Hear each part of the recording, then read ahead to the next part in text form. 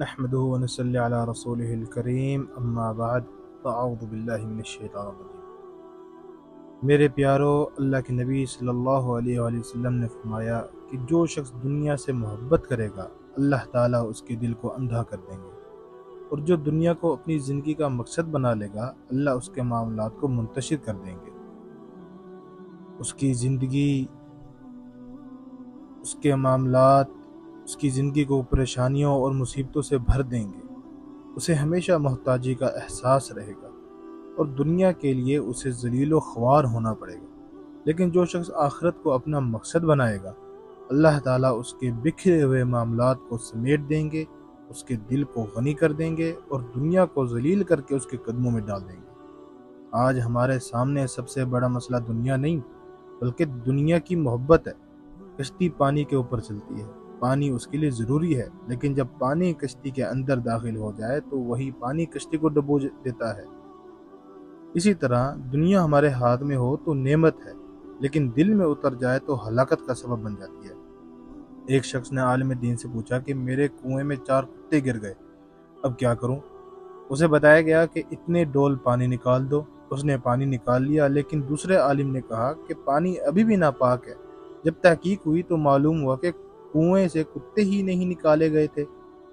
میرے پیارے، یہی ہماری حالت ہے۔ ہم نمازیں بھی پڑھتے ہیں، تلاوت بھی کرتے ہیں، ذکر بھی کرتے ہیں، لیکن دل کے اندر دنیا کی محبت، حسد، تکبر، غیبت، جھوٹ اور گناہوں کے کتے موجود ہیں۔ جب تک یہ دل سے نہیں نکلیں گے عبادات کے وہ اثرات ظاہر نہیں ہوں گے جن کا وعدہ اللہ اور اس کے رسول نے کیا ہے۔ نماز رزق میں برکت کا سبب ہے۔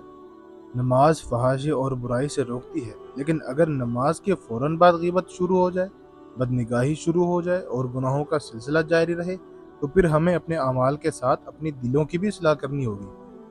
میرے بھائی، عبادت کی ہر چیز کی اپنی الگ محنت ہوتی ہے۔ طواف کی اپنی محنت ہے، نماز کی اپنی محنت ہے اور نگاہوں کی حفاظت کی اپنی ہی محنت ہے۔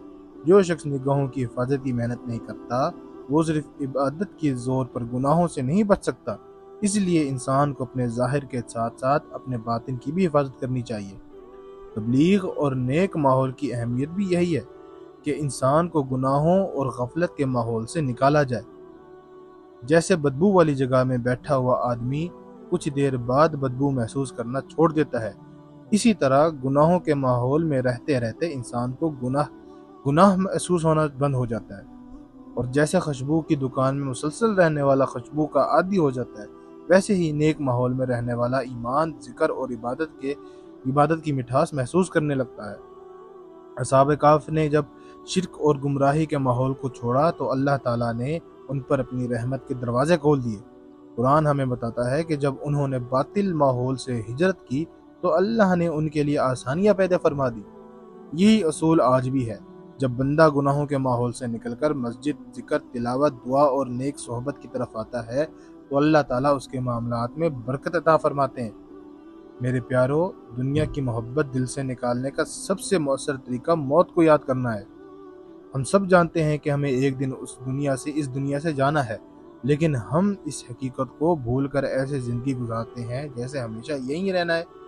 اگر انسان موت کو کثرت سے یاد کرے تو دل کی سختی بھی ختم ہو جاتی ہے، دنیا کی محبت بھی ختم ہو جاتی ہے اور آخرت کی فکر بھی پیدا ہو جاتی ہے۔ نبی کریم صلی اللہ علیہ وسلم نے موت کو کثرت سے یاد کرنے کی ترغیب دی، کیونکہ موت کی یاد انسان کو گناہ سے روکتی ہے اور آخرت کی تیاری کی طرف متوجہ کرتی ہے۔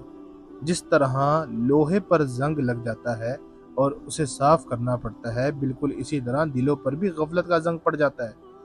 اس زنگ کو 2 چیزیں صاف کرتی ہیں: کثرت ذکر الہی اور کثرت تلاوت قرآن۔ اللہ تعالی ہمیں دنیا کی محبت سے بچائے، آخرت کی فکر عطا فرمائے، ہمارے دلوں کو ایمان، ذکر اور تقوی سے آباد فرمائے اور ہمیں اپنی رضا والے راستے پر چلنے کی توفیق عطا فرمائے۔ آمین۔